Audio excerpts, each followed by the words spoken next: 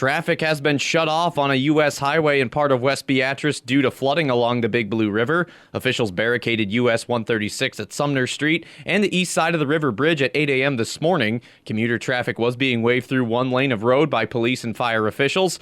Overnight, floodwater began backing up through storm sewers and was spreading across what's known as West Court Street Friday morning, just before the closing of the road. The fire department's going to have an engine and an ambulance with 3 firefighter and paramedics over there, able to respond to anything west of the river here and also help support sound. That's Beatrice Assistant Fire Chief Jake Carroll. He says the department is stationing response vehicles and personnel at the county fairgrounds at the west edge of the city. Motorists will be detoured to a bypass south of Beatrice known as Locust Road. Traffic will not be able to use Belvedere Street because it's impassable on a gravel section. Motorists also cannot use West Hickory Road to the northwest of Beatrice since that was closed by flooding at a river bridge earlier this week. The Big Blue in Beatrice is projected to crest at just under 26 feet by Sunday afternoon or evening.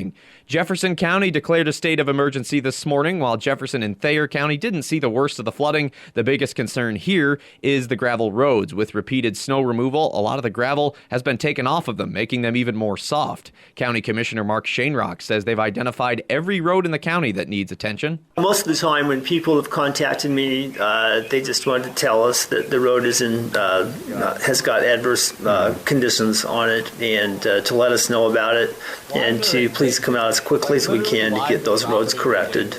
And I've assured them that we will, that we've got a proactive plan to address it.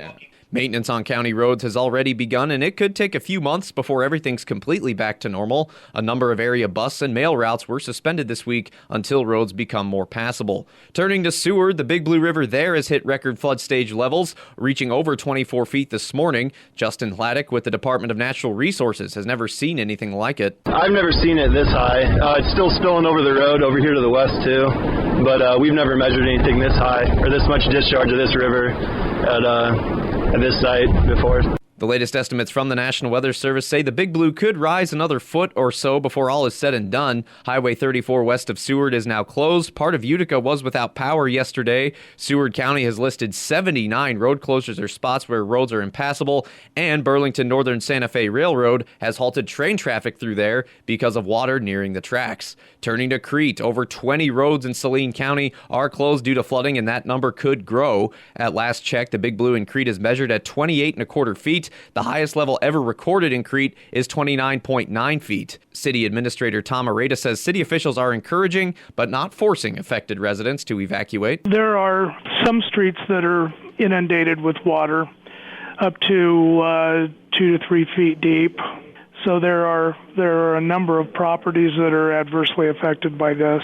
We are going house to house in these areas, encouraging people to go. We are not yet forcing people to go. City crews are trying to pump water and get some of the streets back open. Tuxedo Park remains closed and likely will be for at least a few more days. Areta says in his 30 years in Crete, this is the worst flooding he's ever seen.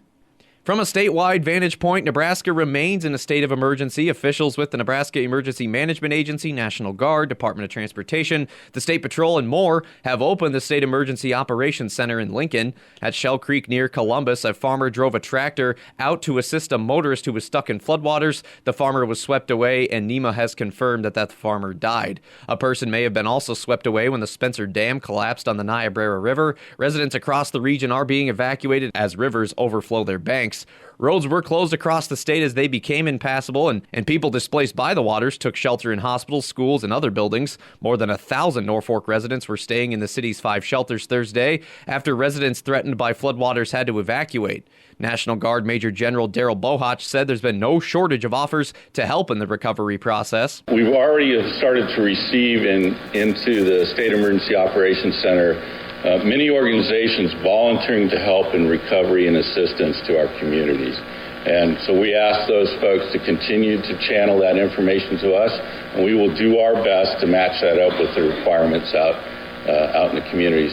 The Nebraska State Patrol says they responded this week to about 200 calls of assistance that were weather-related, and they say given the severity of the issues across the state, that's a pretty low number. And for more of the latest headlines, you can always check out our website at olred995.com. From the News Channel Nebraska Newsroom, I'm Tommy Rezac.